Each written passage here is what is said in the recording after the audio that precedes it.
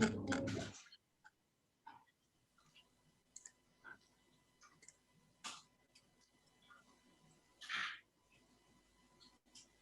good morning, good morning. We're just bringing people in from the waiting room and then we'll be getting going. Thank you for joining us this morning. We'll just give it 30 seconds or so for people to be coming in from the waiting room to the main room, and then we'll be getting underway.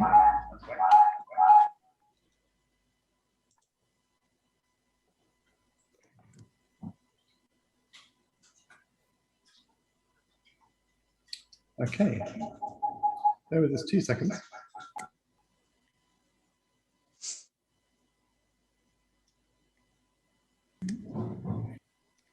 The joys of us actually being back in the office means there were a couple of us in the same space and we were getting a tiny bit of feedback there, so apologies for that if you were hearing that, but we will get underway now. So good morning and welcome to today's conference session. I'm James from London Funders, and you're joining us on day 3 of our conference, the culmination of the Zoom part of our 2-week event, Spectacular. You're one of over 100 people who've been joining us this week for our virtual sessions, with over 100 of you also due to join us next week for our various in-person gatherings for the first time in some of our different meeting rooms. Some of you have been with us for all 3 days of the virtual experience. Some of you are just joining us for today's session. Whichever sessions you've been to, you're all very welcome today. If you did miss Monday's session, which was focusing on power and participation, or yesterday's session, which was looking at collaboration and connection, don't worry, you can catch up on all of those on our YouTube channel. We've got recordings of all of those that are available for you there, and one of my colleagues can pop that in the chat for you later, so you can link in with those recordings as well.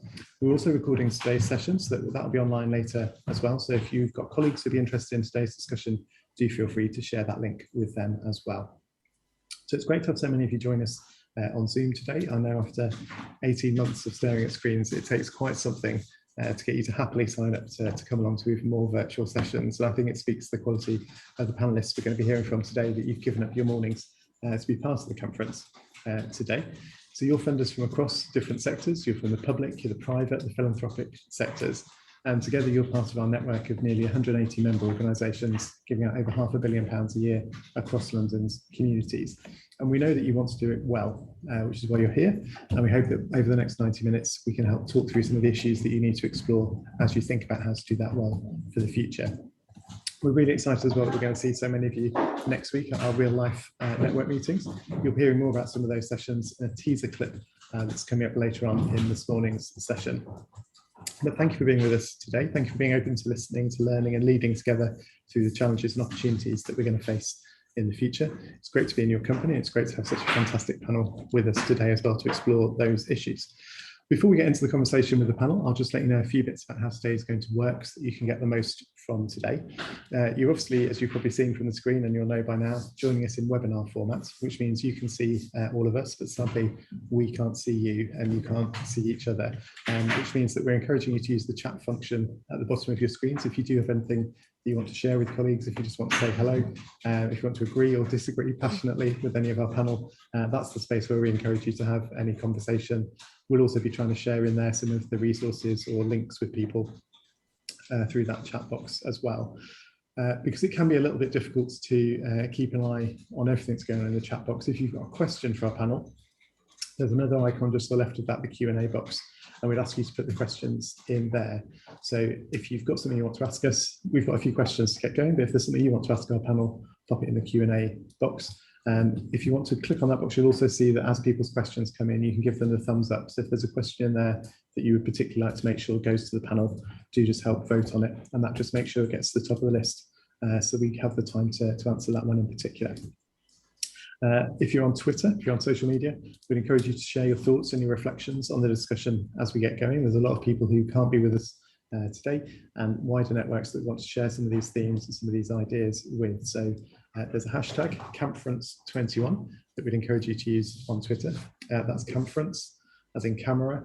We're really witty here at London Funders. So please use the Camference21 hashtag, and that'll help make sure that we can share your thoughts more widely as well via the London Funders Twitter. In terms of timings, we're aiming to finish today's session by 11:25 a.m. I'll give you a bit of time before whatever Zooms you've got 11:30 a.m. And that'll be a good time, hopefully, for us to have a really good discussion today with our panel. That's what you need to know to be able to engage with today's session. And as we look at recovery and renewal, we've got lots of questions that we're going to be exploring today. We know, I think that we're already starting to see the long-term impacts of the pandemic on London's communities, from growing inequality to people experiencing more profound mental health issues. We know that, unsurprisingly, a crisis of this magnitude will create deep and unexpected shifts. And we know that going back to business as usual shouldn't really be our plan.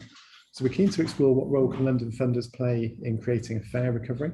We want to think about whether we've changed our approaches for the long term, or whether there's a risk that we think that's the normal way of doing things.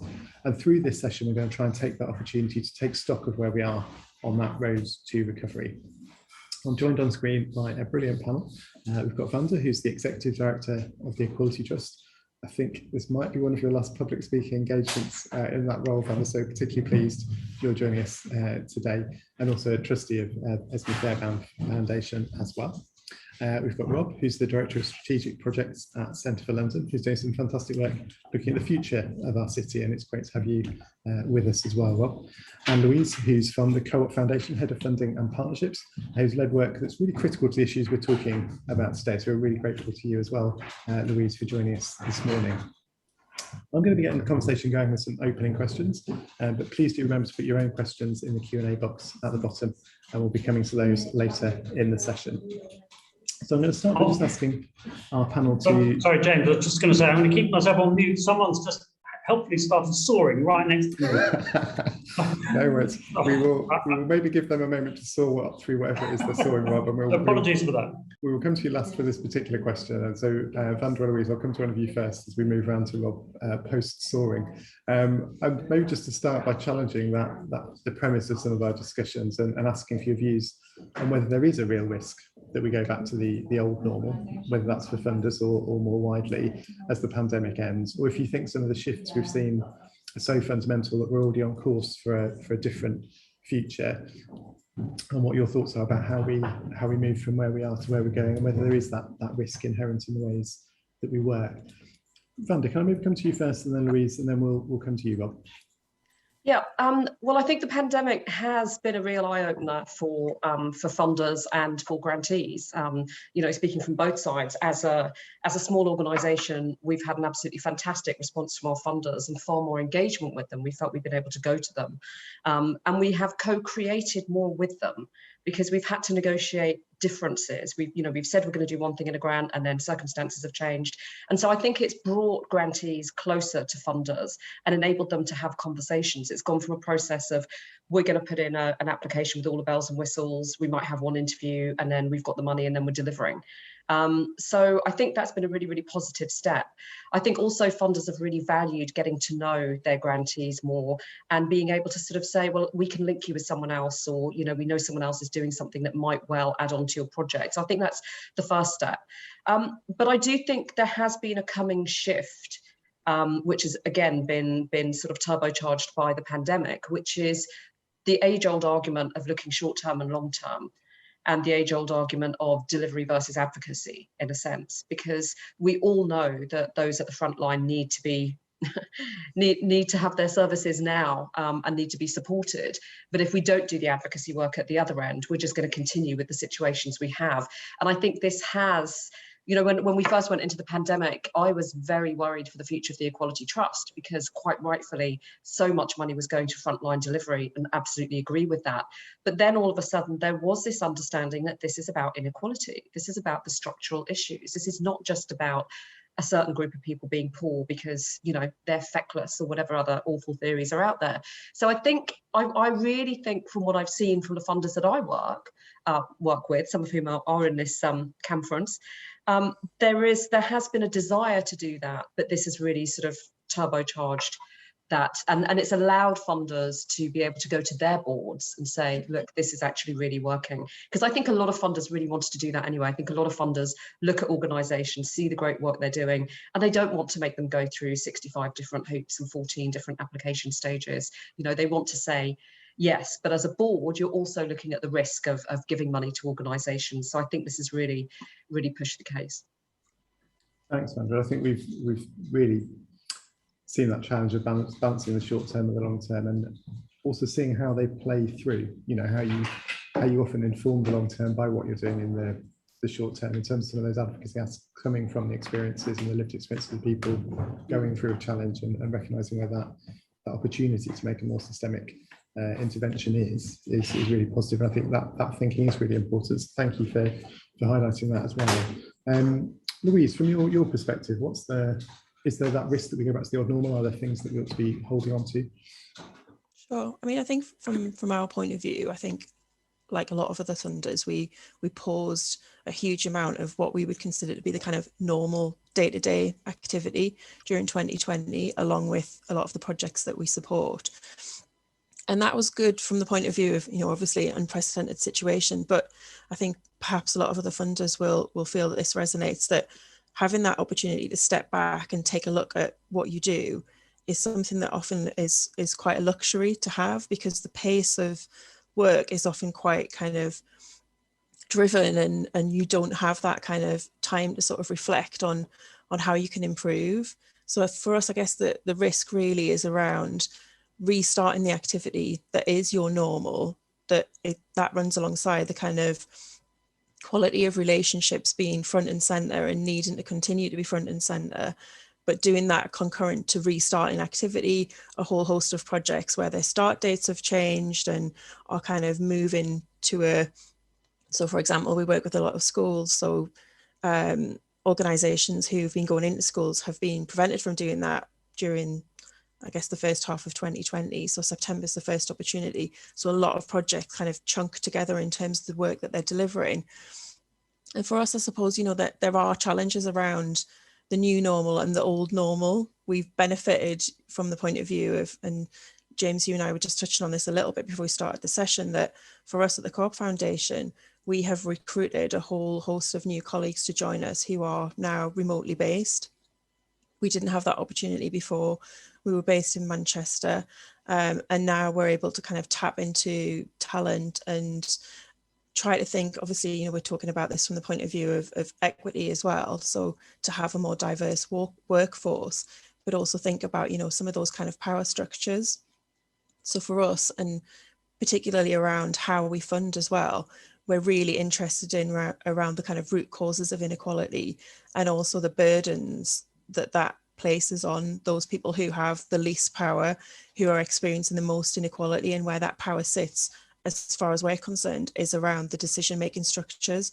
So our trustees, leadership teams, and we work with a number of organisations who are doing a lot to address that. So the Young Trustees Movement, Action for Trustee Racial Diversity, who work in partnership with Getting On Board. And I think for me, you know, the need to kind of acknowledge and act on what is a very uncomfortable fact for a number of funders is so much power sits at the heart of grant making with white people. It's uncomfortable to say it, but I think it has to be said, and it has to be kind of faced head on. No, thanks, Louise. I think that also echoing some of the themes that we had in our Monday session on power and participation. Actually, there are things that have taken place through the last 18 months that have enabled some of those structures to be challenged in ways, or to show there are alternative ways of working that enable those structures to be challenged. I think we've seen, as you say, that piece about there's the opportunity of being able to work remotely or work in different ways that enables different people to participate, but then obviously flows through, or hopefully will flow through to some of those structures for the longer term. So again, really important points about how there could be some positive change as a result of that experience of the last 18 months. And Rob, if someone isn't soaring behind you, can we come to you in terms of how it looks from the work you've been doing with Centre for London, looking at that risk of the old normal, but the potential of a future shaped by what we've been through? Yeah, thanks, James. The soaring does seem to have stopped, but so I'll try and squeeze some words in. Yeah, I just want to, a couple of thoughts really. First is to just say, yeah, Wanda absolutely hits the nail on the head.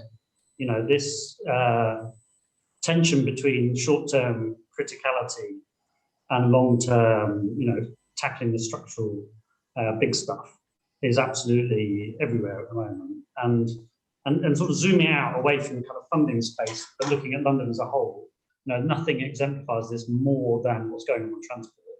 You know, we clearly need long-term joined up thinking about the future of transport in London.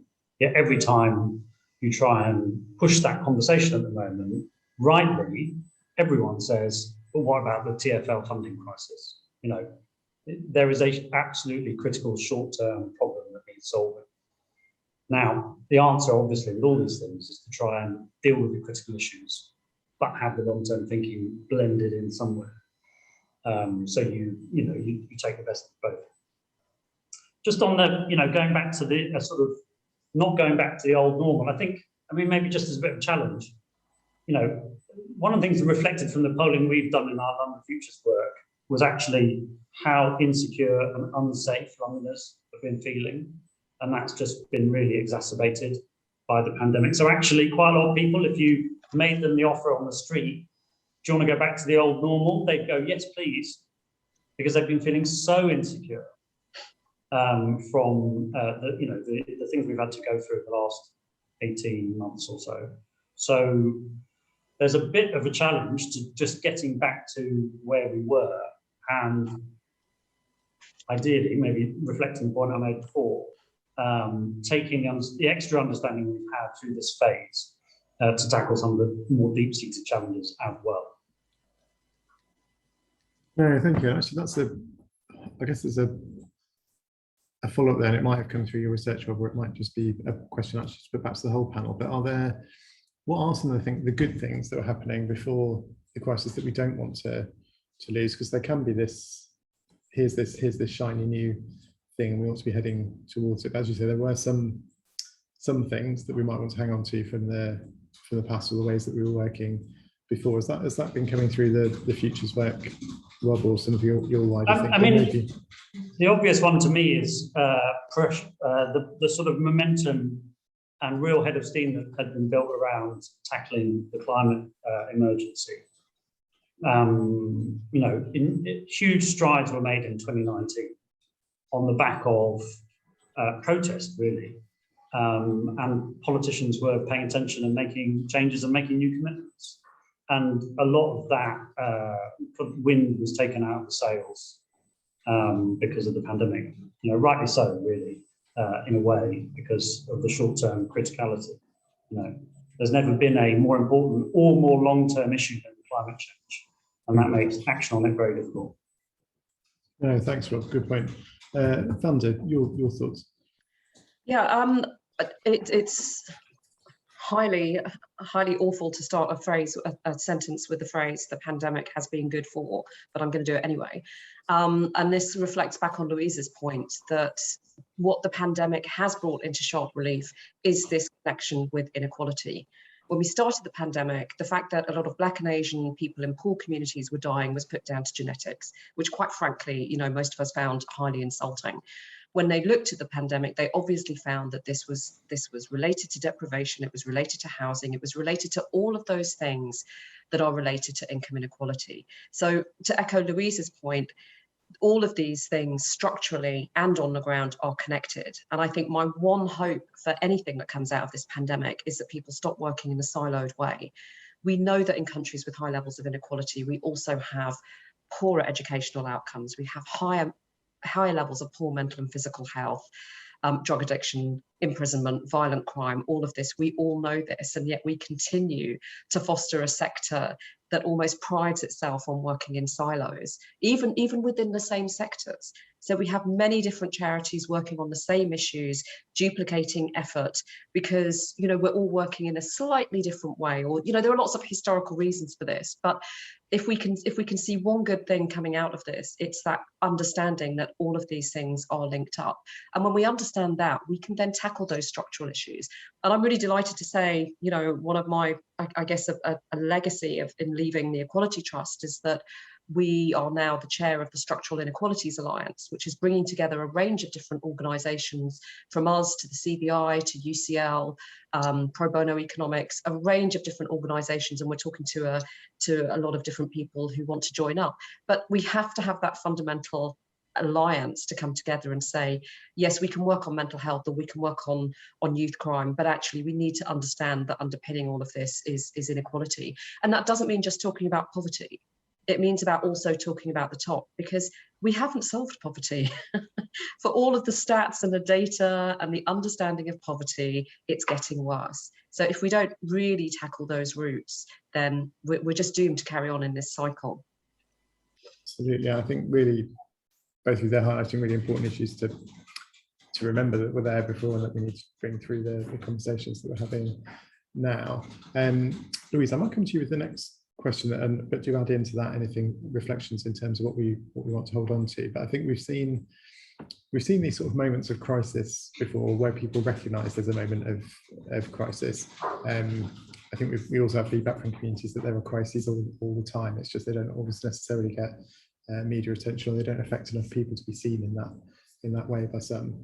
Whenever we do have these sort of big moments, we get a lot of people saying, oh, we can't go back, things must change. But old habits do kick in quite quickly, or people do revert quite quickly.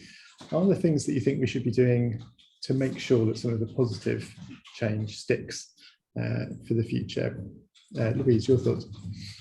Sure. I mean, I think for a lot of funders, the pandemic created this sense of, a really powerful rationale for change, and has brought together a number of kind of like-minded organisations to start having conversations about how there can be this fundamental shift or metamorphosis of what the funding kind of landscape looks like.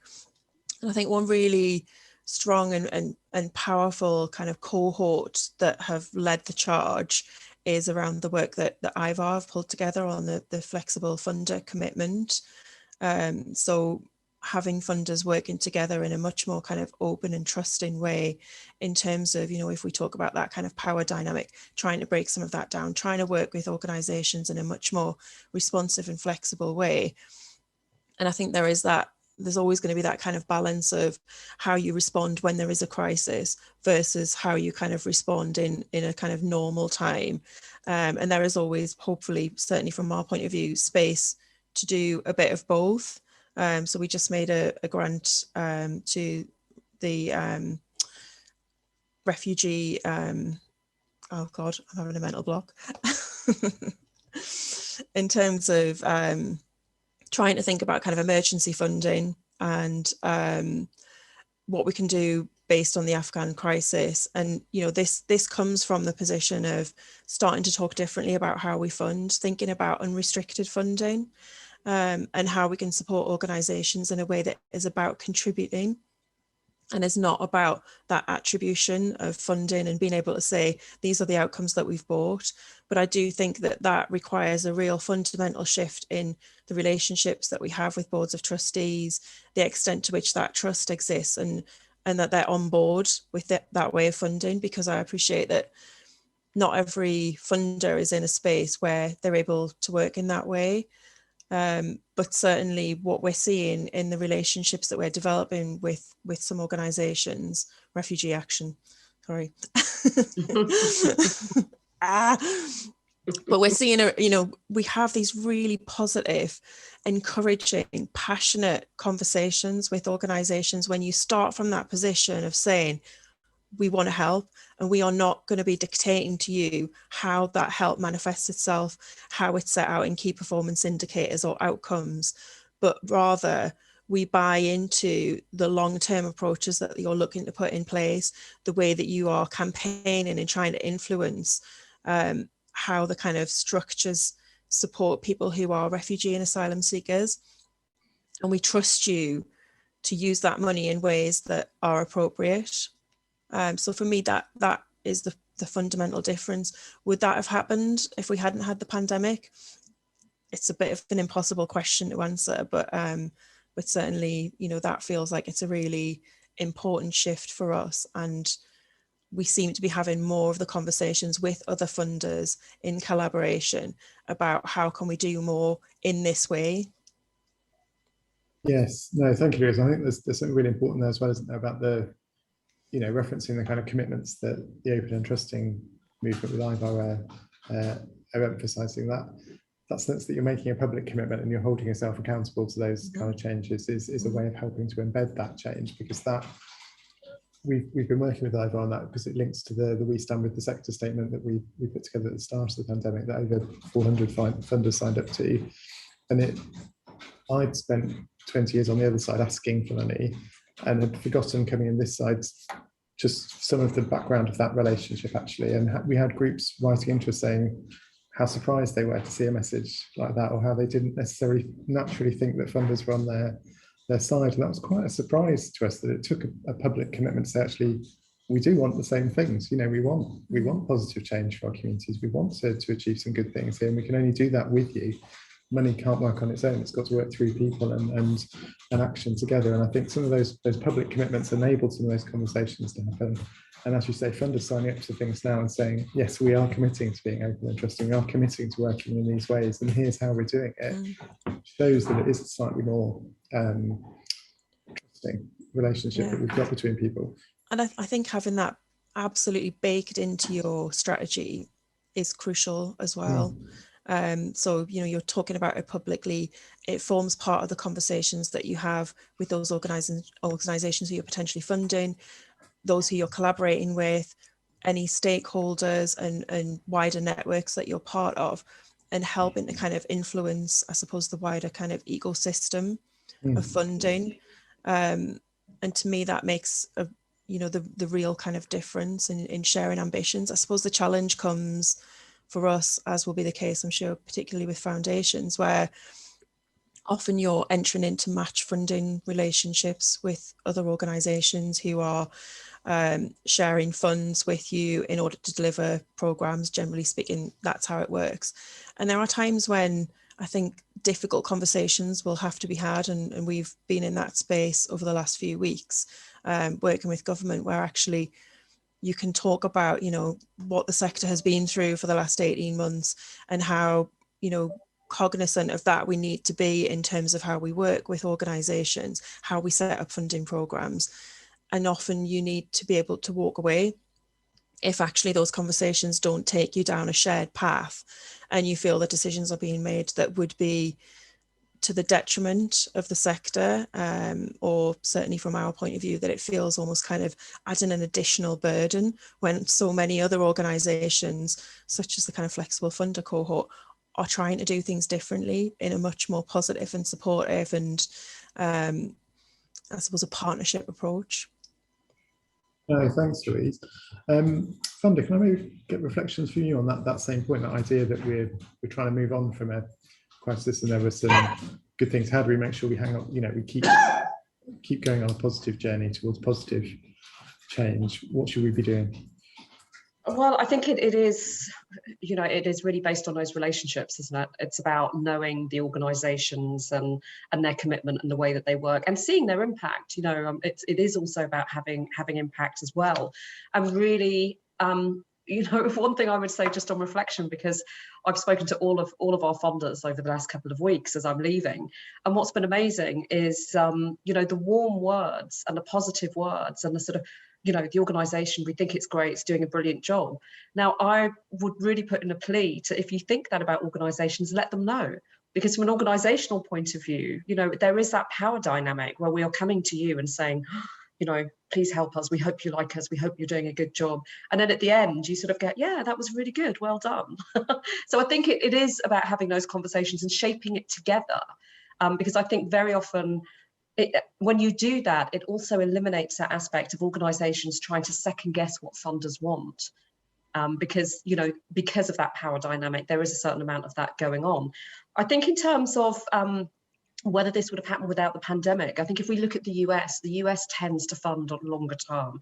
They tend to fund, you know, 10 years or longer. And I think my fear, in a sense, is that I've seen some organisations moving to funding fewer organisations, but for longer, which is wonderful if you're one of those organisations.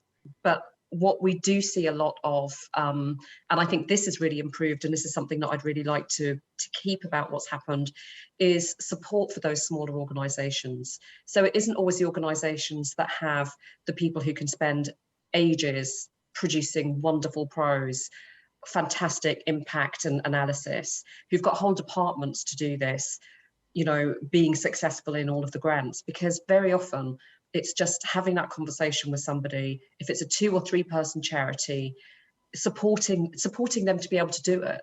Whereas if we do just keep to a process where this is an application form and an interview, in the same way that it doesn't work in terms of jobs or recruitment anymore, you know, we need to be able to looking at different and more diverse ways of having that, for what it is to all intents and purposes, a recruitment process. And I'm really pleased to see a lot of funders doing that, you know, whether it's about video or whether it's about just expressing things, having different metrics, I think, regarded as indicators of success or potential success. So I really would urge funders to carry on with that, or look into it if they haven't been doing that already, because it really makes a difference. No, absolutely. Thank you, Panda. I think there's some learning on that actually from the Grenfell Tower fire response, the IFAR report that we commissioned on the possible, not the perfect. Looks like that was very conversational based. It was outreach based. It was engagement. It was what you're trying to do and how can we support you to do it. And there's thoughts in there about how you can scale that, because obviously there are challenges about how you apply some of that methodology to an area when you've got a much broader remit and a smaller team, and how you do that well. But there are I think there are good places there where you can make those links between place or community interest and reach and money, and how we work in a more collaborative way to bring that together, I think is going to be really powerful for the future. So again, thank you for highlighting that. Rob, to take it from the sort of to the London perspective and trying to think about, you're welcome to talk about funding, but you know, in terms of that broader space about how we move to try to make sure some of the positive changes stick for our city and for our communities, where's some of your thinking at? I mean, maybe just, you know, trying to laser in on some of the positives, and one has to be a bit cautious here, but I think certainly one of the things we've sort of heard through our soundings and our polling, but particularly through our sort of soundings talking to, you know, policy community and other representatives across London, was actually how imperfect our governance and management of the city has been. And what the pandemic helped us do was shake it up, try something different.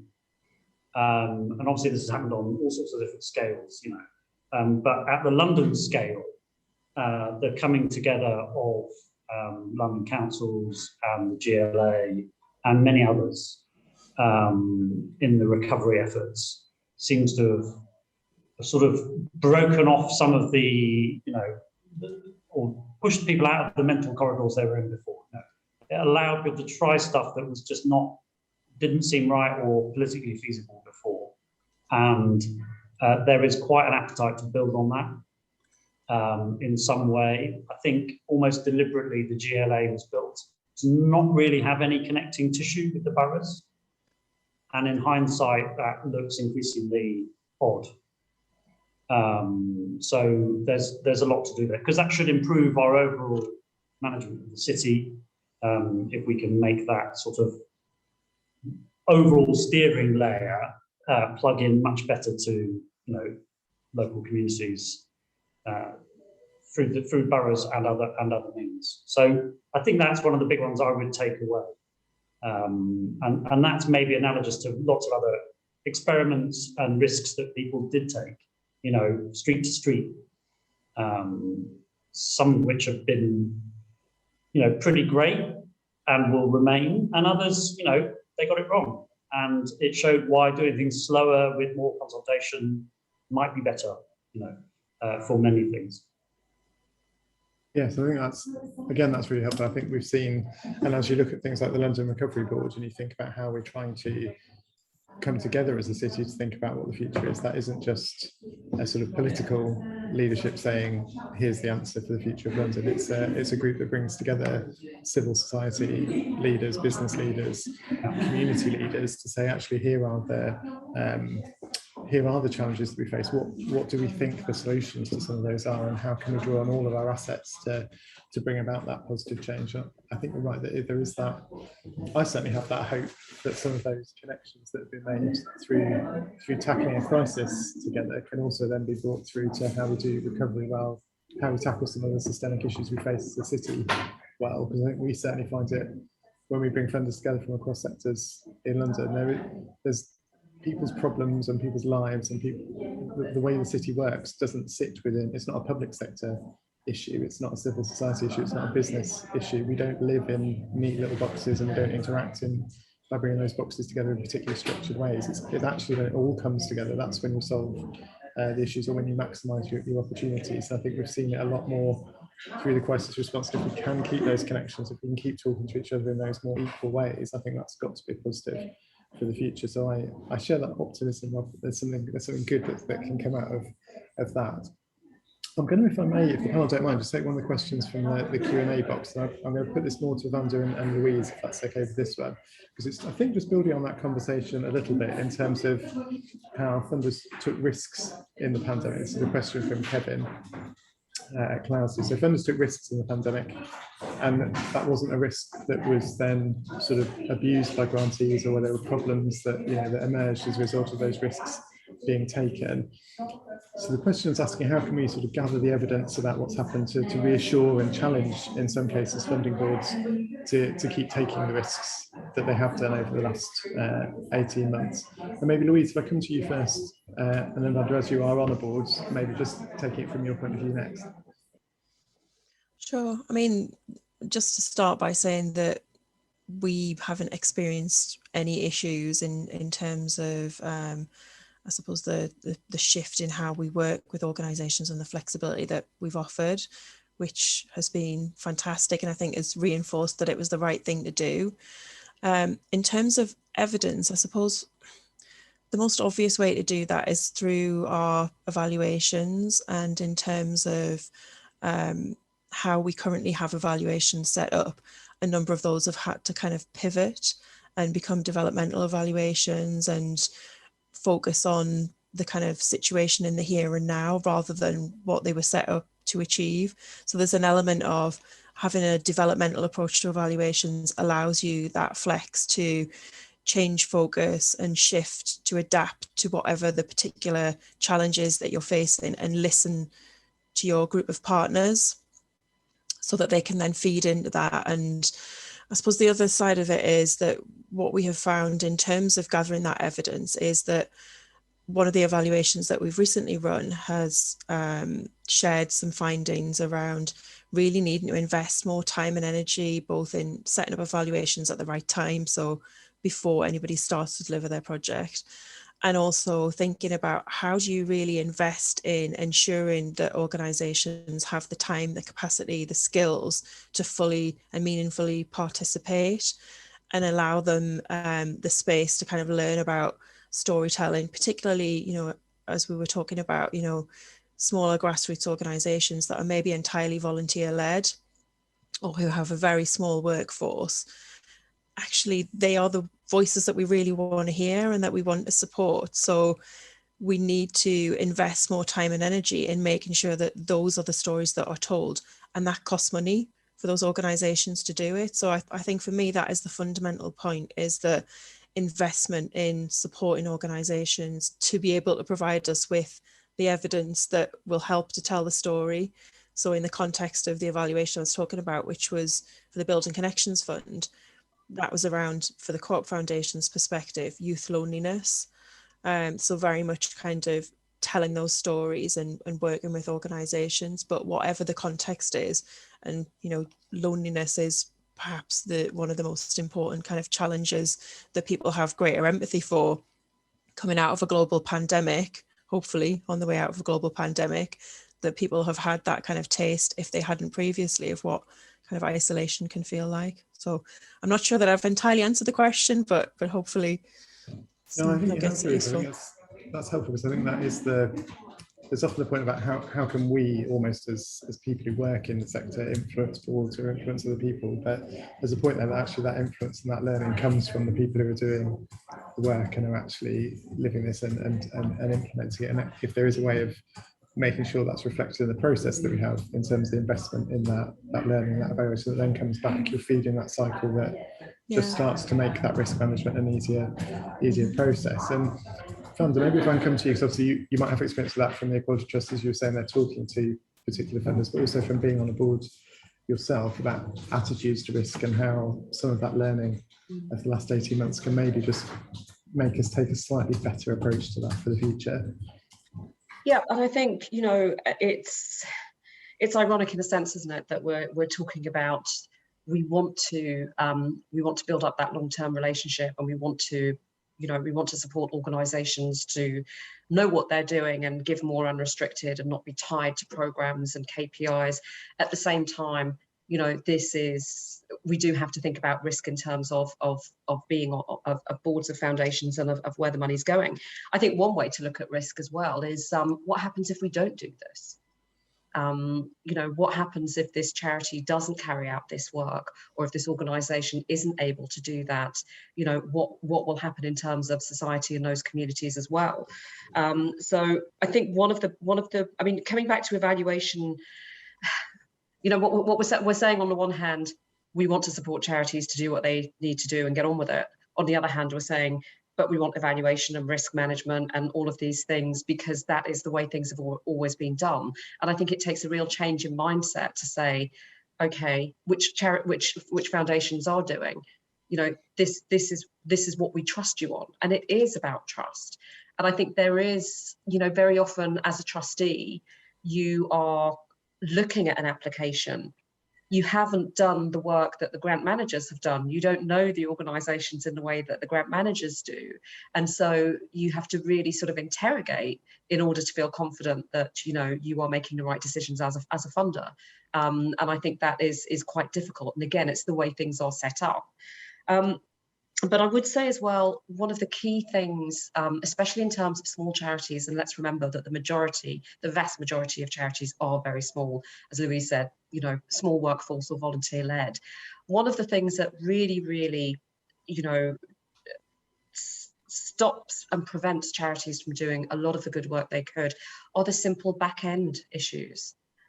You know, lots of foundations are looking at now intervening more in policy, intervening more as a convener.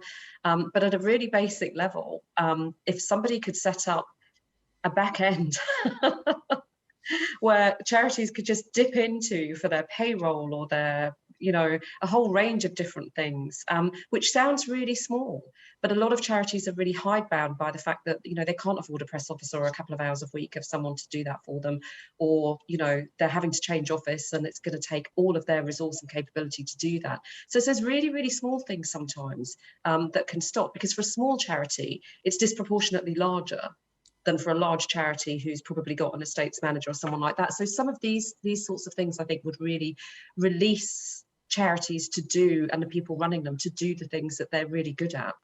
And that also goes for reporting. You know, it is an old joke, isn't it, that you can have a 2-year grant and spend 6 months reporting and evaluating.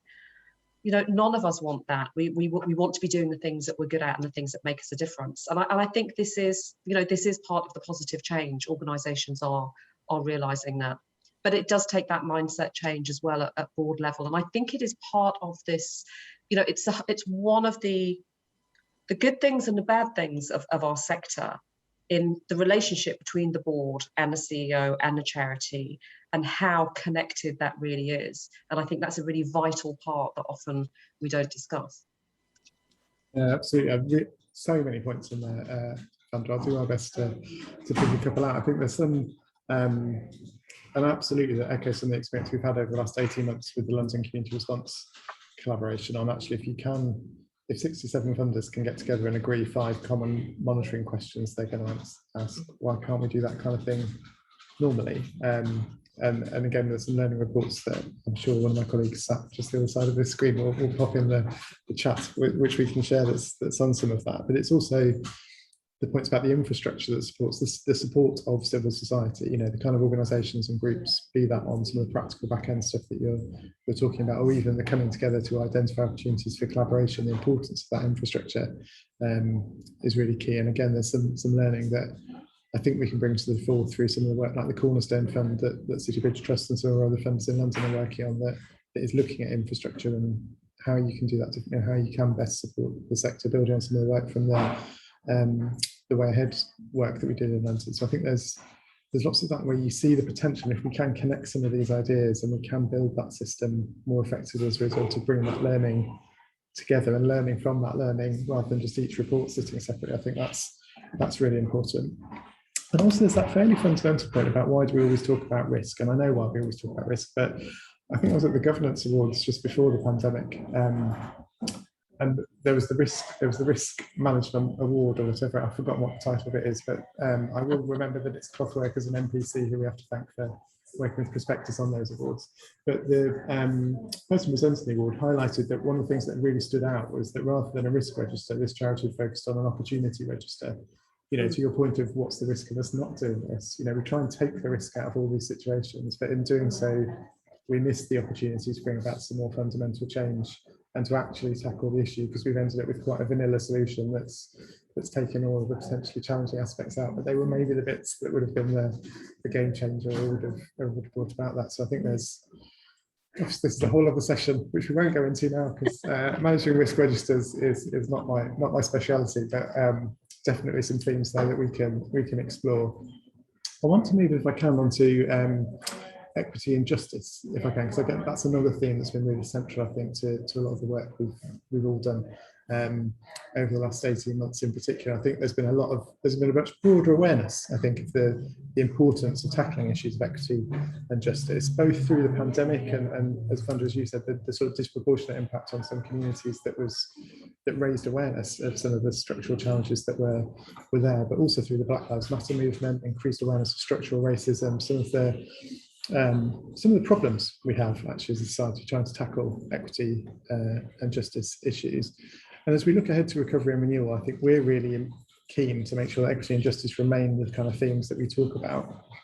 From all of your different perspectives, how can we make sure that equity and justice are at the core of what we do together as we look towards recovery and renewal? And Rob, if I may, I might come to you just from that broad London perspective about where we can make sure equity and justice stay central to that agenda. Maybe I'll zero in on a couple of areas and links to some points made already. In our sort of soundings for London Futures, we've been talking to a lot of different groups, and we did some polling across London, and as well as the issue of safety and insecurity and concerns about health, which were really strong, top three issues consistently. What was really interesting that came to the fore was worries about housing, particularly people worrying about other people's housing situation. So this sort of this sense that housing is an issue for other people. What I mean, and where I think this comes from is that people are very aware of their own situation. And probably, most people have got some security there. But they see that it's a widespread problem for everyone else. That might be people close to them or in the more abstract.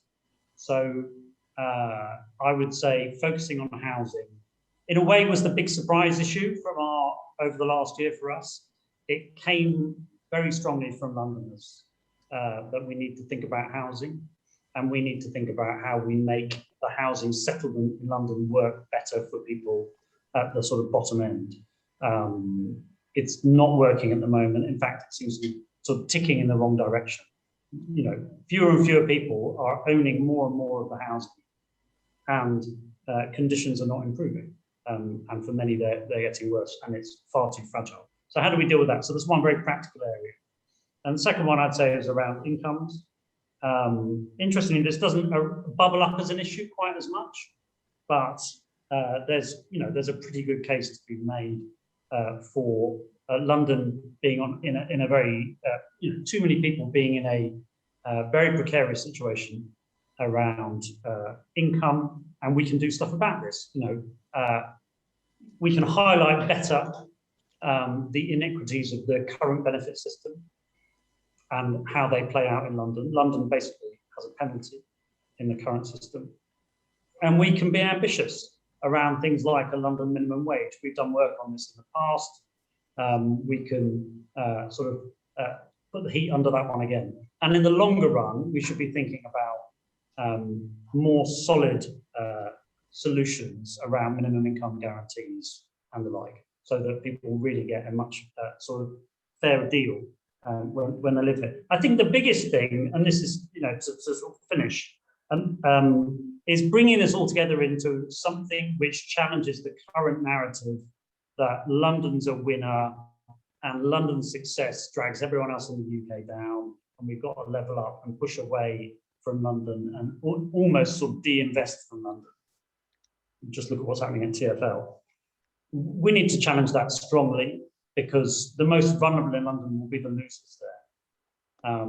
So part of what we'll be doing at Centre for London, our next big programme is going to be around levelling up and sort of building a new narrative, a new case for why we need to pay more attention nationally to London and its most vulnerable populations. Fantastic, thank you all. I think there's a lot of, and that also was starting to touch on one of the questions that someone was asking in the Q&A box about some of the tangible steps, the things that we actually need to do to tackle some of those issues of inequality head on. So thank you. We've also simultaneously started answering all those questions, which is fantastic. Thank you, Rob. Fonda, can I come to you next again from either the broad perspective or from some of the work you've been involved in, how we can make sure as we look towards recovery and renewal that equity and justice remain central to our agenda? Well, I think building on Rob's points, but taking the focus away from just the bottom. Another thing we have learned from the pandemic is the value of labour. We value CEOs, we value a range of people far more, 100, 120 times more than our nurses, our teachers, our refuse collectors, the people who actually kept this country going, kept our society going, shop workers, all of these people. And I think, it really is time to obviously, rethink completely the social security net so that it is a net rather than a rather threadbare attempt at supporting people it is now. But I think we need to rethink the whole labour market and who has access to it and who doesn't. And unfortunately, when we're thinking about inequality, this starts very, very early in life. It starts when the average young person who is from a disadvantaged family starts up to 18 months behind their more advantaged peers at school at the age of 4 or 5.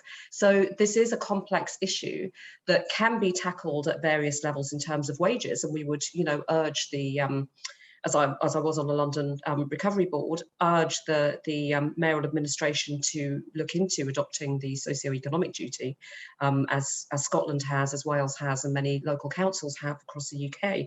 But also to look, it is about housing, it is about education, because all of these things feed into income.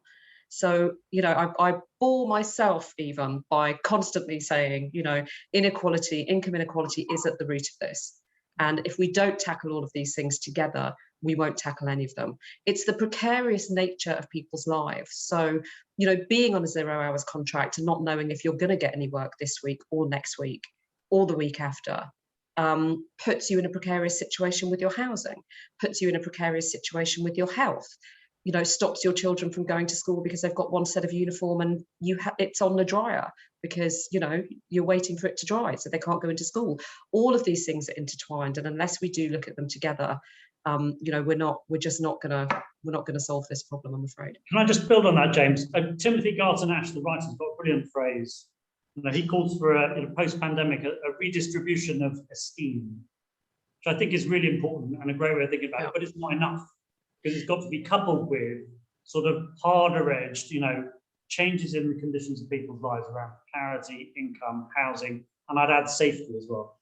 Yeah. Well, as we've seen, clapping nurses doesn't pay their rent. So yes, Timothy Garton-Ash, I know obviously from his work on Poland rather more than his economic aspect, but commentary. But we have seen esteem, but we haven't seen it in the pay packet, and that's where it really counts. No, thank you both. And Louise, if we take that from the sort of funder perspective about how we can bring some of those themes of equity and justice through as we're thinking about recovery and renewal, how does it look to you? I think from the funder perspective, for me, it is really about kind of building in that sense of importance of involving people who have experience of whatever it is you're trying to focus on as a funder.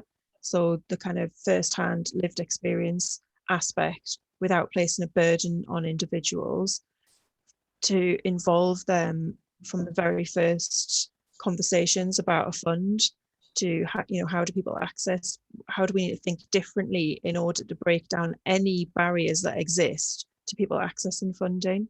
So whether that's about ability to use English as a first language and therefore use an application process, and needing to think differently about having conversations and using existing community anchors to act as a kind of mechanism to work with organisations positively and on their terms.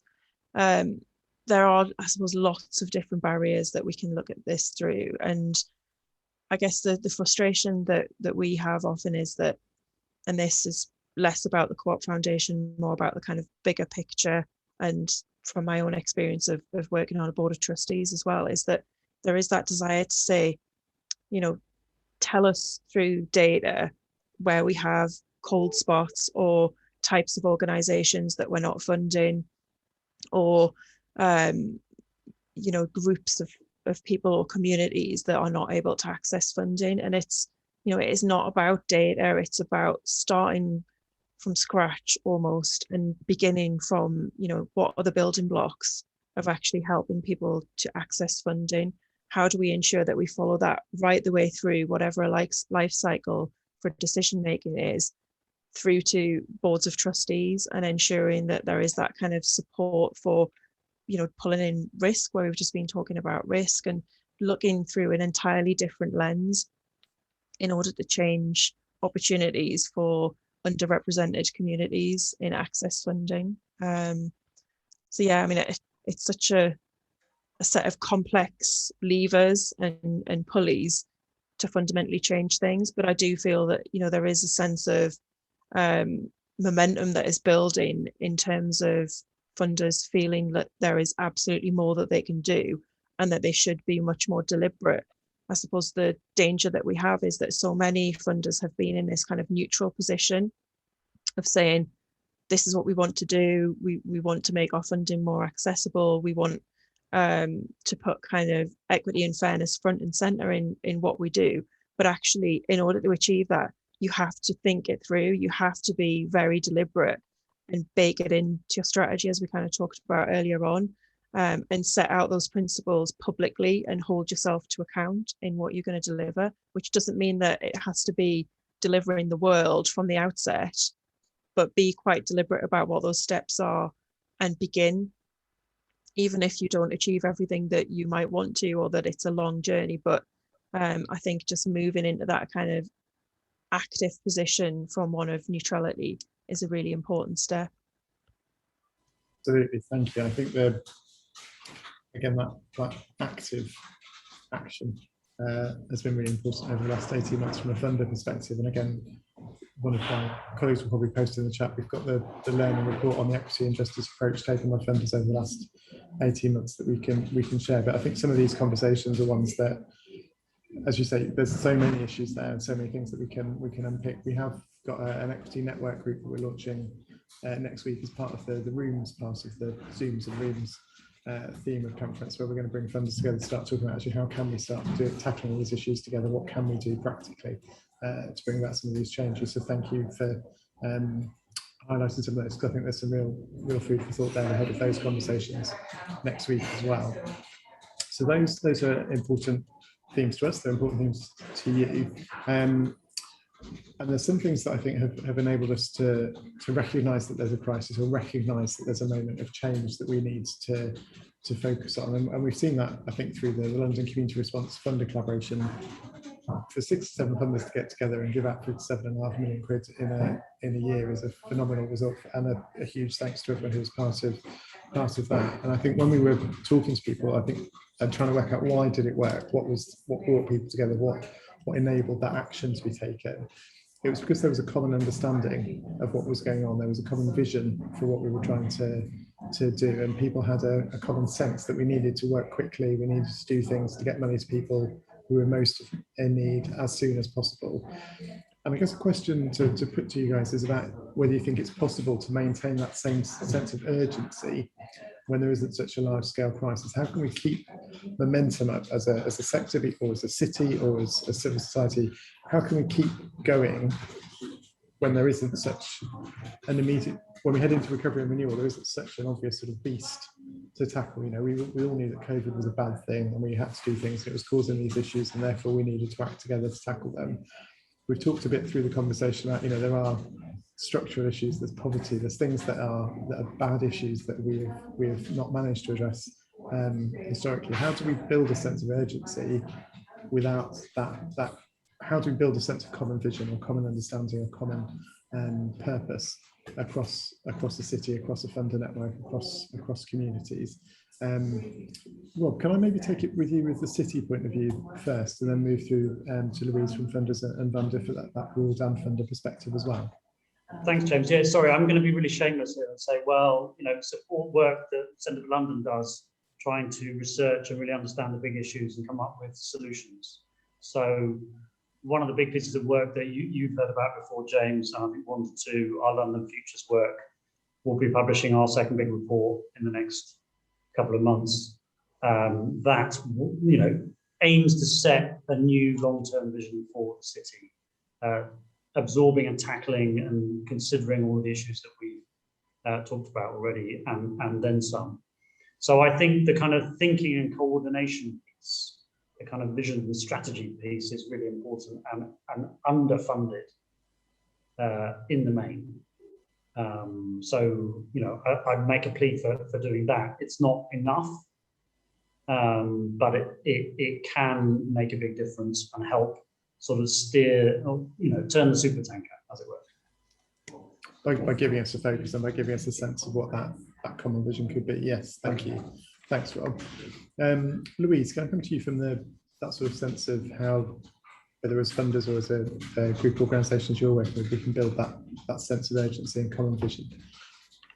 I mean, I guess partly this is the opportunity that IVAR and those people who've signed up to the flexible funder commitment, sorry to kind of bang on about them, but and be a flexible funder evangelist.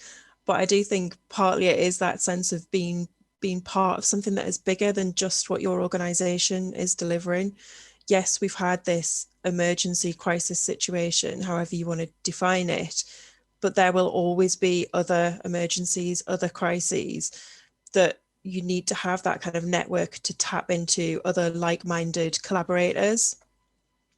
And I think certainly the role that the Association of Charitable Foundations that we're part of takes a really a prominent role in trying to do some of that work. So around their kind of funder collaboration hub and providing opportunities to bring people together around a particular topic that could be a crisis, and getting funders to share examples of where collaborations have been really productive.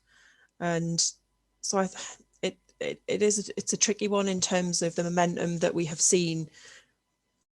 You know, we hope that we're never in the situation that we have gone through and that we continue to go through in some ways.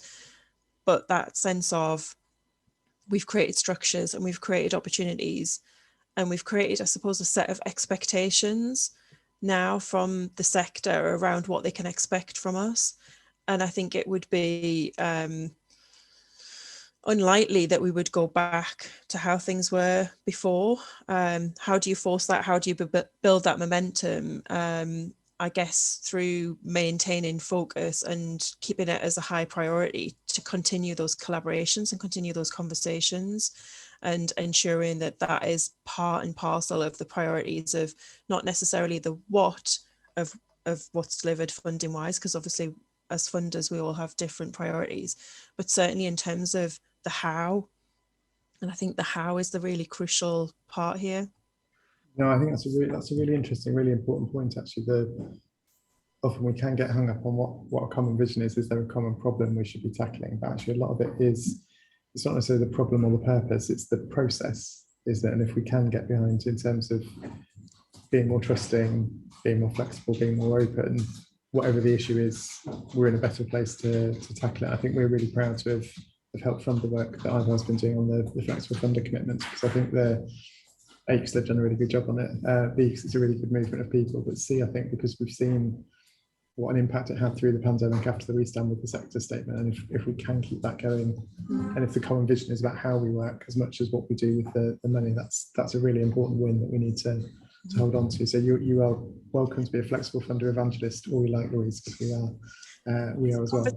Isn't it, James? Yeah. It's something that, I mean, we talk about so frequently when we enter into new partnerships. It's kind of, you know, these are the immovable parts of what we bring to the partnership. These are what, if you want to work with us, we want you to also buy into working in this way. So I think it just creates that framework to begin a new partnership conversation, and makes things clear. Obviously, it's all public, it's out there in the public domain. Yes. No, thanks, Louise. And Vanda, can I come to you, because obviously you're seeing this from multiple perspectives. I think there's some of the points Rob's making about the joined up and the common vision. There's some of that through the recovery board that you've been part of. You also see it from the funder point of view, and you see that sort of policy level change. What thoughts do you have about how we sort of build that sense of urgency as well as a common vision or purpose for the future? Well, I think we really have to move from that reactive approach, which is there is a crisis, and that's not to do down in any way what's happened over the last year. I think it's exacerbated the thinking. It's really boosted the thinking and made it happen more quickly. It's turbocharged it. But for millions of people in this country, they're in crisis every day. And it may not be identified as crisis. They may not think of it as crisis. It's just simply how they live and what they're doing to try and put food on the table or get their kids to school in the morning. And so I think we have to really go beyond thinking about crisis. I think what we see is a very depleted population in many areas. And every time something happens, it will make the situation worse for them. It's like running your car when you're you're in the red on the petrol. If you carry on going, you're just going to get more into the red. And so the problem is that if we keep focusing on this is a crisis or this is a crisis, we saw the economic crisis, that was a crisis. We know who are the people who will come out worse of any changes, whether it's an economic change, whether it's a labour market change, whether it's a pandemic. And so crises will always happen, whether it's something like the tragic events at Grenfell. These things will happen. What I think it's useful for funders to do, and this is what we've seen in the pandemic, is to say, one, we need to strengthen the fabric of society and strengthen, and I hate the term resilience because of all of the things that all of the loadedness of the term resilience, but in terms of actual economic resilience as well, I think we do need to focus on being able to build that up, whether that's through a welfare security blanket or whether that's through better wages, resets of the labour market, geographical resets, that economic reset. We cannot divorce the economic situation from all of the issues that we're working with. So I think, not to sort of go into the type of thinking of recovery, renewal. It sounds very optimistic, but, we've been here before, haven't we? We've been here before several times in my lifetime. I lived through the 80s, so I've seen this come and go, but the poorest communities are always at the bottom. And so it is about those structural issues. I go back to education, I go back to the labour market, to the opportunities there and the skilling. There's been a lot of talk at the moment about reskilling people at the moment. Well, again, that comes back to the basics of education, of colleges, of the way that our education system has become very fragmented. So I think it is still, I would rather call this back to basics and to ensure that everybody has a decent basic living standard before we start thinking about really elaborate tweaks to particularly small bits of different policies, etc. Because we know what the big solution is in so many ways. It's quite simply, people need more money. And we dance around this, and we have schemes and we have programs and we have a whole range of things. But one of the basic things is that people need more money. and whether that's going into schools or going into different areas or straight into people's pockets, that's fundamentally should be part of the solution. Thanks, Vandra. I think there are lots of these moments that we have been through, we haven't emerged. And actually, I remember back to basics because John Major was my MP for a while back in the day. So there's lots of three-word slogans. There's a long history of them, aren't there? So we're back to basics. I think it was also a Billy Bragg album, wasn't it, James? I'm not very cultural, Rob. I'm not sure. I don't think it unites John Major and Billy Bragg. In one sentence.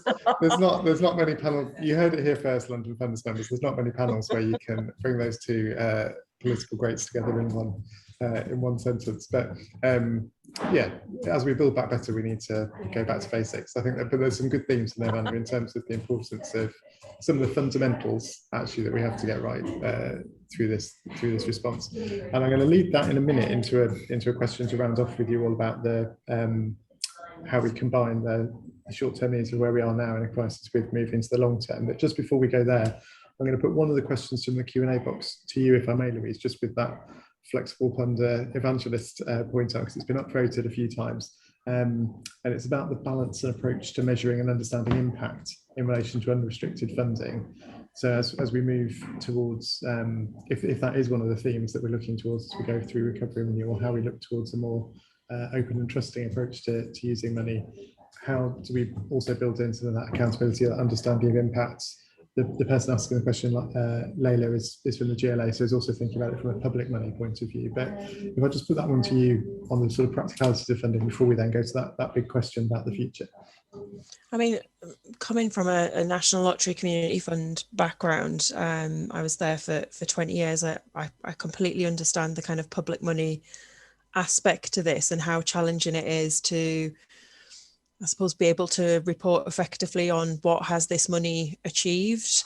And there's no easy answer to this one. I think from the way that we work, and to use one example, is in terms of the Young Trustees movement, where we have a number of funders who put money in to support the organisation based only on their 3-year strategy.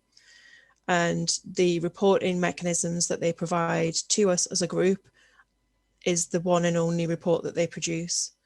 So that is what they would have produced anyway, to say, this is what our 3-year strategy sets out on an annual basis. This is the kind of progress update in terms of what we've delivered, what our priorities are for the coming year. So again, it becomes less about the sense of what has a project delivered, how much funding have you spent on staffing or accommodation costs or whatever, because actually that is pretty meaningless information in this context. And it's more about what is the organisation actually managing to achieve with the sum of its parts, with the contributions that are made by a number of different funders in different ways to different funding cycle schedules, but all of them with one thing in common, that it is unrestricted funding that can be used for whatever the organisation sees fit. Our own board of trustees are really interested from the point of view of storytelling.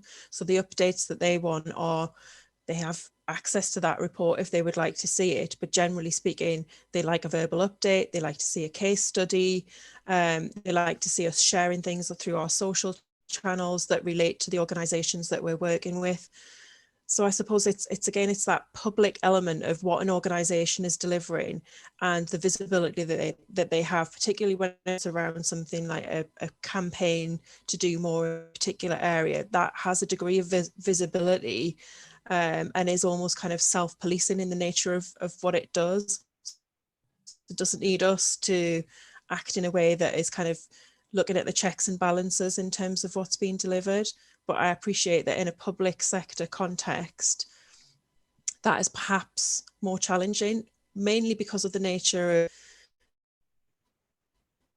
of whoever it is that you're responsible thinking group of people who are bought in to this approach, because without that, I think it is far more challenging to get that kind of positive and flexible approach to reporting.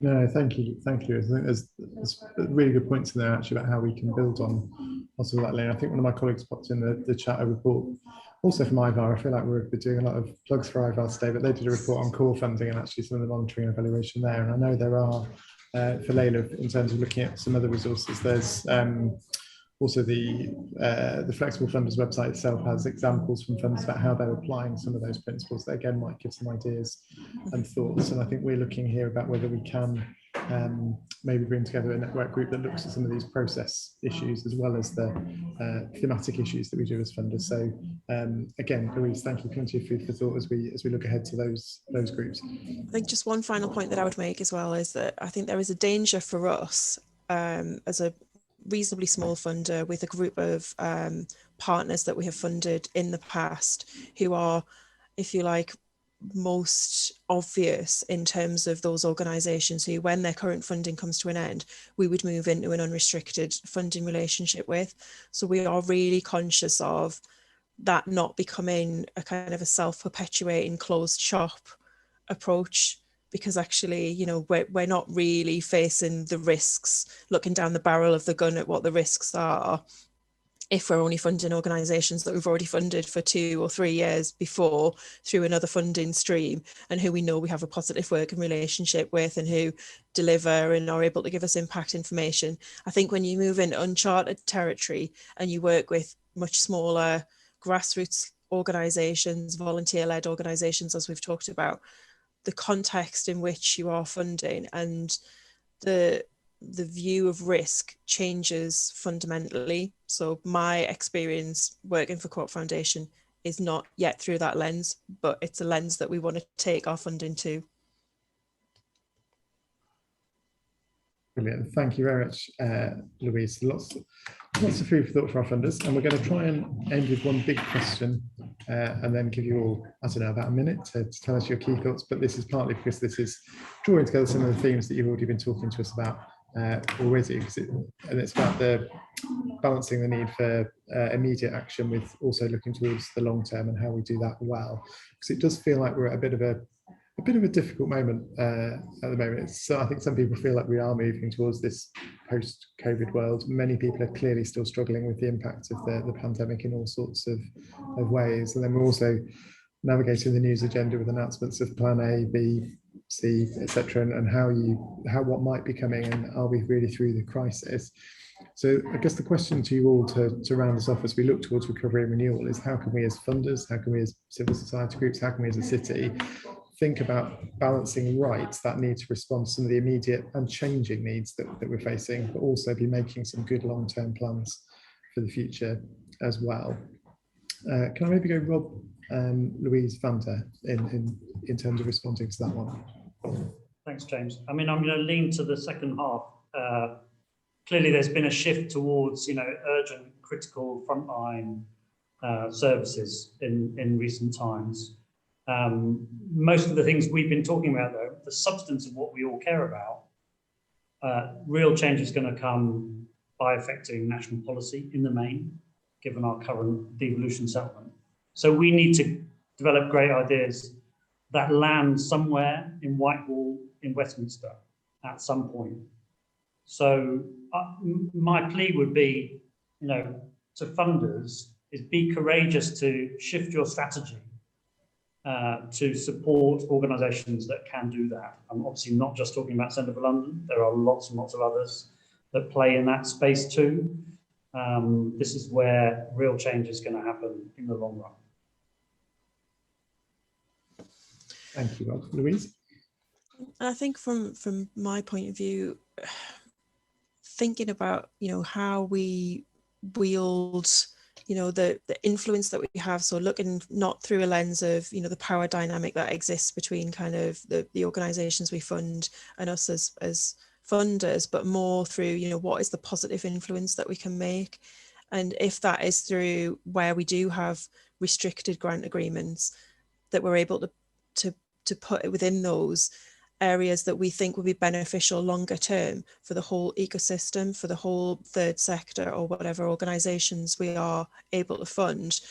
So things around climate change and commitments to having policies that are not damaging.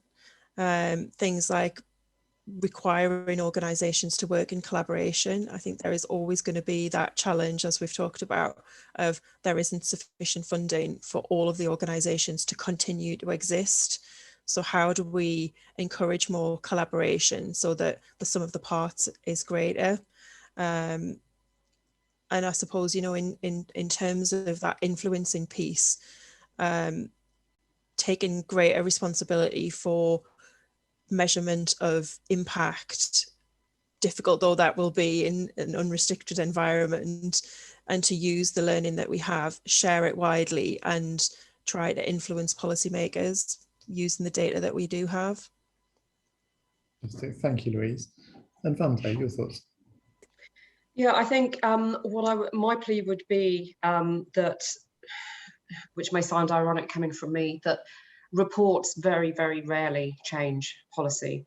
It's the campaigning and public understanding and public changes in attitudes that really brings those big shifts. So please do not think that, you know, giving lots of money to organisations to produce glossy reports is going to get the change. It may be a point of it, but we need that big piece in between, which is the campaigning, which is people's stories, which is changing people's minds, or, you know, or enabling them to see what the impacts of some of the policies are, and supporting people to become activists. Because unless we do that, we're not going to win these arguments. And that's about getting a greater equity of people involved. So it's not just reliant on policy shifts and the people who are involved in policy. And that way we get all of those voices, and we hear all of those voices, and we can make much better decisions, and we can campaign much better.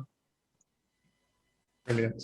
I have loved being in conversation with you three. You've really well brought to life, I think, some of the challenges and opportunities that we face as we look towards recovery and renewal. We've had a lot of talk about sort of flexibility in funding, policy, process, that importance of collaboration, but that's also that importance of courage, and so we can influence and we can have impact and we can have action and activists. I love a bit of illustration, so it was very pleasing to me that you covered themes that so neatly fitted into word combinations. You've been amazing. If we were in a real life audience room, you'd be hearing a thunderous applause right now, but you'll just have to make do with me saying thank you hugely to our panelists for doing this virtual part of the conference. We've really enjoyed it, and we will be sharing this recording very widely so that other people can connect with these conversations. But on the subject of connections, we've been joined on screen by another person, Stu, who is the chair of our Healthy London network, because we're also giving you a quick teaser of some of the in-person meetings that are coming up next week. And one of those is being chaired by Stu. Stu, what are you going to be talking about in your group? Thanks, James. I was slightly perturbed when you asked me to do a teaser on screen, but I'm here anyway. So next Tuesday morning at 10 o'clock, we are going to be doing the old-fashioned thing of actually meeting in person. I'm quite looking forward to that. And as part of, as James said, of the Healthy London group, we're going to be looking at one particular issue of how the pandemic has affected London. We all know, don't we, that Black and minoritized communities are amongst the hardest hits in London in infection rates, death rates, bereavement rates, the whole gamut of issues. But what do we really know? You know, we all think we know something about this, but what is the truth? And to help us look at this, we've got two great speakers lined up. One is Dr. Gwinnetta Curry, and Gwinnetta is the lecturer in race, ethnicity and health at the University of Edinburgh. And she's done an incredible amount of work and research on exactly how Black and minoritized communities have been affected by the pandemic. And she'll be sharing some of her research, some of her thoughts with us. And as a counterbalance to that, we are also going to hear from Daniel Morris at the Giving Lab to get some sort of bit more practical, sort of on the ground experience to try and get that sort of theoretical and practical knowledge of exactly how some of the hardest hit communities have been hit, but then also what we as funders can do to help to ameliorate that situation and to improve the quality of life for those people. What do we need to do to react to not just what we think we know, but actually what is the real situation on the ground? So that's what we'll be exploring next Tuesday morning. Gwinnetta will be joining us by the miracle of technology, hopefully on a big screen that Milena is organising for us. But do come along and join us. Fantastic. Thank you very much, Stuart. And also, despite it being a health-focused discussion, we will be providing biscuits. So please do come along and join us in person. We're really looking forward to seeing people in real life next week at those network meetings. Milena's popped a link in the chat so you can sign up for those sessions if you haven't already, and we look forward to seeing you there. But for now, I'll bring to close the virtual part of our conference with another huge thanks to Vanda, to Louise and to Rob for joining us, for sharing so openly their thoughts and reflections and their aspirations and ambitions for the future as well. I think has left me certainly very optimistic on a cloudy Wednesday morning about what the future may hold. Very grateful to all three of you, grateful to everyone for joining us and for your questions today. We look forward to seeing you in real life, hopefully next week, and no doubt on some more Zooms in the future soon. But for now, enjoy the rest of your day and take care. Thanks, James. Thanks, everyone. Thanks, everyone.